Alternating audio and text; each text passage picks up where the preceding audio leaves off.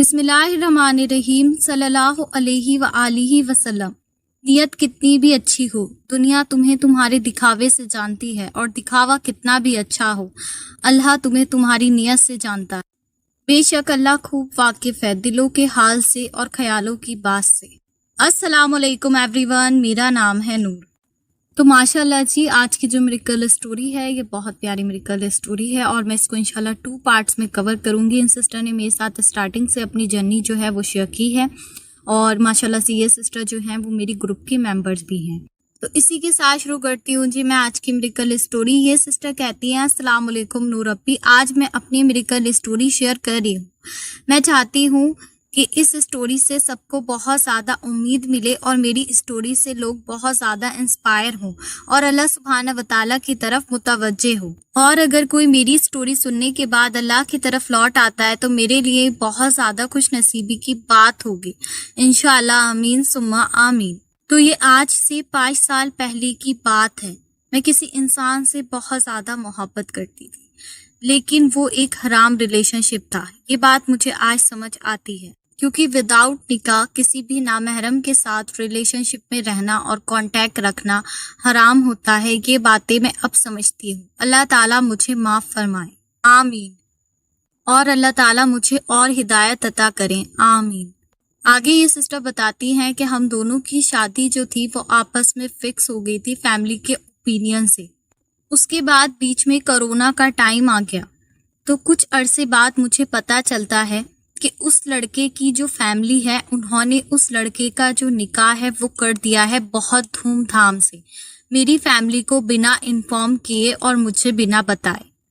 और जाहिर सी बात है कि जब ऐसा कुछ अचानक से पता चलेगा तो इंसान के दिल पर क्या गुजरेगी। 2 दिन तो मैं बहुत ज़्यादा सदमे में रही। मैं किसी से कुछ नहीं बोला, बस हंस रही थी। कुछ समझ नहीं आ रहा था कि क्या कहूँ। इतनी ज़्यादा जो डिप्रेशन था वो मुझे हो रहा था। और फिर अचानक से मैं खामोश हो गई। जैसे जैसे मुझे बातें याद आ रही थी वैसे वैसे मेरी तकलीफ़ बढ़ रही थी और मैं बहुत ज़्यादा गहरे सदमे में चली गई और काफ़ी ज़्यादा मैं बीमार हो गई थी और बहुत ज़्यादा मुझे वीकनेस होने लगी थी। और उसी के साथ मुझे एक बात और पता चली कि जिस लड़की के साथ उस लड़के ने अब निकाह किया है वो लड़का उस लड़की के साथ भी रिलेशनशिप में था।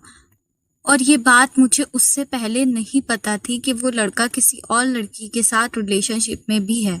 जहाँ अल्लाह के शुक्र से मैं हंसती मुस्कुराती रहती थी हमेशा, वहाँ मैं इतनी ज़्यादा तकलीफ़ में चली गई कि मैं इतना ज़्यादा रोने लगी। मुझे कुछ भी समझ में नहीं आता था कि मैं क्या करूं और मेरे साथ ये सब उसने क्यों किया। फिर मैंने सोचा क्यों ना मैं उस लड़की से कांटेक्ट करूं जिससे अब उसका निकाह हुआ है और उसको सारी बात बताऊं कि इस लड़के का निकाह जो था वो मेरे साथ फिक्स हुआ था और ये मेरे साथ भी रिलेशनशिप में था। मैंने ऐसा ही किया, उस लड़की को कांटेक्ट किया और उस लड़की से मैंने बात की। और जब मैंने उस लड़की से बात की तो उसने मुझसे बहुत ज़्यादा ख़राब तरीके से बात की और काफ़ी गलत बातें बोली। और मेरे रिश्ता टूटने की ये बात जब सोसाइटी में पता चली तो उस लोगों ने भी मेरे रिश्ते टूटने की वजह से मुझे बहुत बुरे तरीके से ट्रीट किया। सब लोग मुझसे बहुत अजीब तरीके से बात करते और मुझे बहुत अलग तरीके से ट्रीट करते। ये सारी चीज़ें देखकर मैं अंदर से टूट रही थी और मुझे बहुत ज़्यादा बुरा फील होता। इतनी इंसल्ट, इतना दर्द और इतनी तकलीफ होती कि मैं बता नहीं सकती। मेरे लिए सबको फेस करना बहुत ज़्यादा मुश्किल हो रहा था, इसलिए मैं बिल्कुल अकेले रहने लगी। और इस इंसिडेंट का असर जो था वो बहुत ज़्यादा मेरी स्टडीज़ पर पड़ा। मैंने अपनी ज़िंदगी में कभी इतनी तकलीफ़ नहीं देखी थी और ना कभी सोचा था कि मुझे इतनी तकलीफ़ मिलेगी। इस सब के बाद तो मेरे लिए कुछ भी सोचना समझना बहुत ज़्यादा मुश्किल हो गया था। उसके बाद फिर ऐसा हुआ कि मैंने खुद से ही जो था वो नमाज़ पढ़ना शुरू की। नमाज तो माशाल्लाह से मैं पहले भी पढ़ती थी, लेकिन जब मैंने अपनी ज़िंदगी में इतनी ज़्यादा तकलीफ़ फेस की थी तो उसके बाद जहाँ नमाज पर खड़े होना मेरे लिए बहुत ज़्यादा मुश्किल हो रहा था। मैं जहाँ नमाज पर नमाज़ पढ़ती थी तो बस खाली बैठी रहती थी और मेरी आंखों से जो था वो आंसू गिरते रहते थे।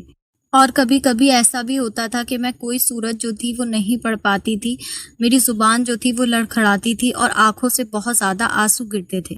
और कभी कभी मैं इस तरह से रोती थी, ऐसा लगता था कि बस अब मेरी रूह जो है वो निकल जाएगी। इतना ज़्यादा मुझे पेन होता था, मैं वर्ड्स में उसे कभी एक्सप्रेस नहीं कर पाऊंगी।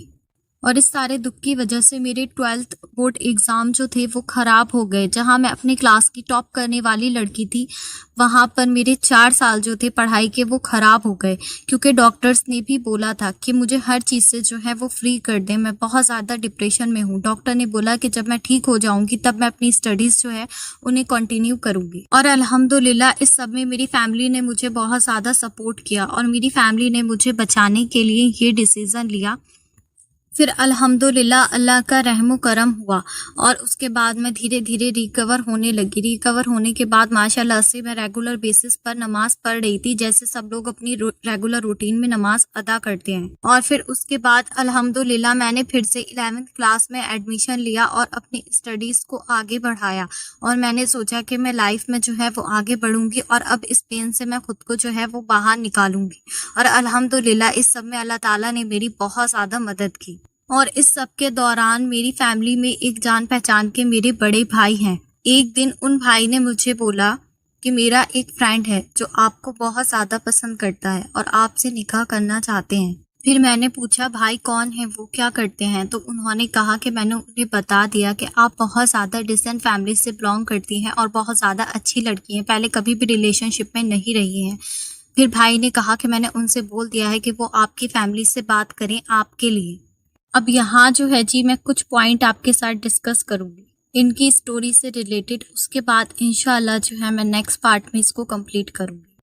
تو دیکھیں جی انہوں نے جو اپنی سچویشن بتائی ہمیں، جو پاسٹ میں ان کے ساتھ ہوا کہ ان کو جو تھا وہ چیٹ کر کے اچانک سے جا کر کسی اور کے ساتھ نکاح کر لینا، اور اس کے بعد جب انہوں نے اس لڑکی سے بات کی تو اس کا روڈ بیہیویئر ان کے ساتھ، اور اس کے بعد کافی جو ایک لانگ ٹرم جرنی تھی انہوں نے اپنے پین میں جو تھا وہ گزاری.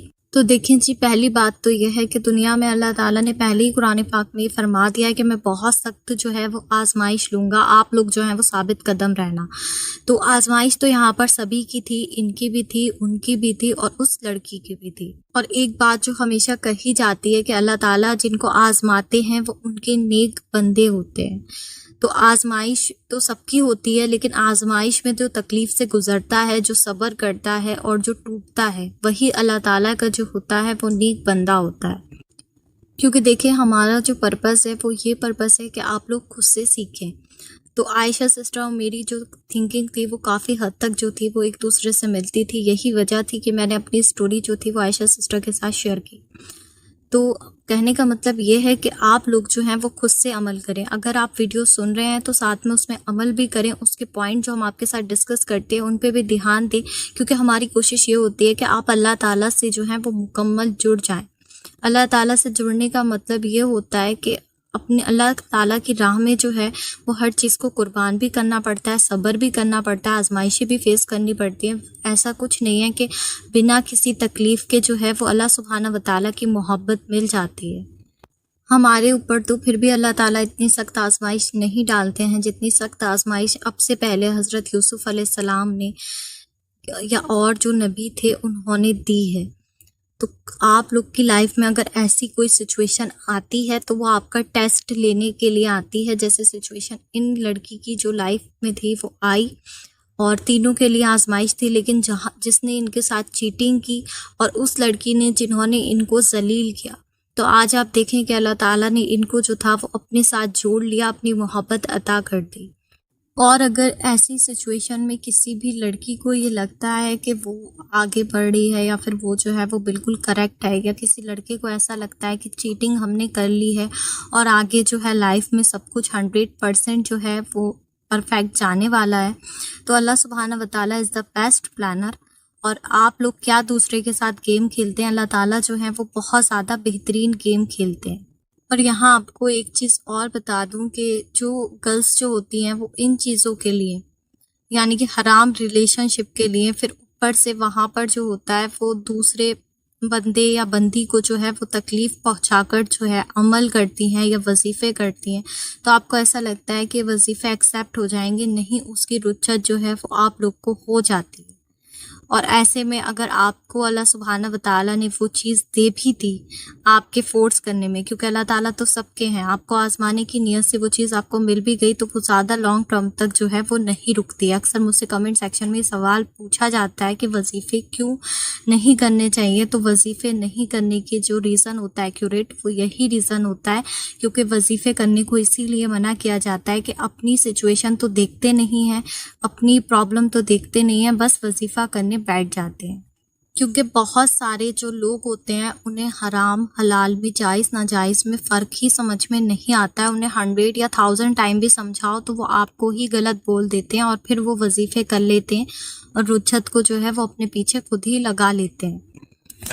मैं यहाँ नाम तो नहीं लूँगी किसी का भी, लेकिन मुझे ऐसे मैसेजेस भी रिसीव्ड हुए हैं जहाँ पर मुझे गर्ल्स ने बताया कि एक बंदा जो है वो 10-10 लड़कियों के साथ जो है वो फिजिकल रिलेशनशिप में रहा है, लेकिन उनको उससे भी जो है वो निकाह करना है और उसके लिए भी उनको जो है वो वजीफ़ा चाहिए। पहली बात, मैं तो वजीफ़ा देती ही नहीं हूँ, मैं तो जो कुछ बताती हूँ वो ऑन यूट्यूब ही बताती हूँ। लेकिन ये बात शेयर करने का मतलब यही है कि उन लोगों को जब समझाया भी जाता है तब भी उनकी अक्ल में ये बात नहीं आती है। और आज ये बात भी कहूँगी कि जैसे भगवा लव ट्रैप चल रहा है तो उसमें भी मुस्लिम गर्ल्स ही आगे हैं और इन कामों में भी जो है वो मुस्लिम गर्ल्स ही आगे हैं। सबकी बात नहीं कर रही, लेकिन मोस्टली जो है वो मुस्लिम गर्ल्स ही आगे हैं इन सारे कामों में। बॉयज़ जो है मुस्लिम, उनका इतना सुनने में नहीं आता और ना ही वो इस तरीके के आज तक मेरे पास नहीं आया है कोई भी इस तरीके का, मोस्टली गर्ल्स ही आती है। और अगर 1-2 बॉयज़ ने इस तरीके का मुझे मैसेज भी किया है तो उन्होंने भी मुझे यही बताया कि वो गर्ल्स की वजह से जो है वो परेशान है, उन्होंने उनका जीना जो है वो मुश्किल कर दिया। उनको ऐसी सिचुएशन में फंसा दिया है कि वो सोचते हैं कि भाई हम इस सिचुएशन से जो है वो कैसे निकलेंगे अब। तो my dear sisters, don't forget this line कि अल्लाह सुबहाना व तआला ने जो है वो औरतों को ही सबसे ज़्यादा जो है वो जहन्नुम में डालना है।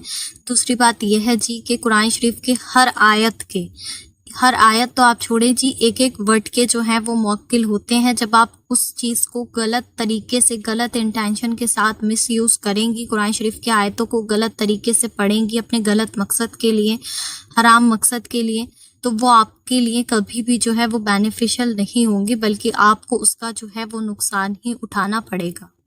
आपने किसी की इंगेजमेंट तोड़वाने की दुआ कर ली, किसी का निकाह तोड़वाने की दुआ कर ली, तो अल्लाह सुब्हाना व तआला ने बार बार कुरान शरीफ में ये चीज़ फरमाई है कि ये दुनिया जो है वो फ़ानी है और ये दुनिया जो है वो सिर्फ़ एक धोखा है। और ये भी बात है कि जो जैसा करता है जी उसको वैसा भरना भी पड़ता है। ये दुनिया एक मकाफ़ात अमल है।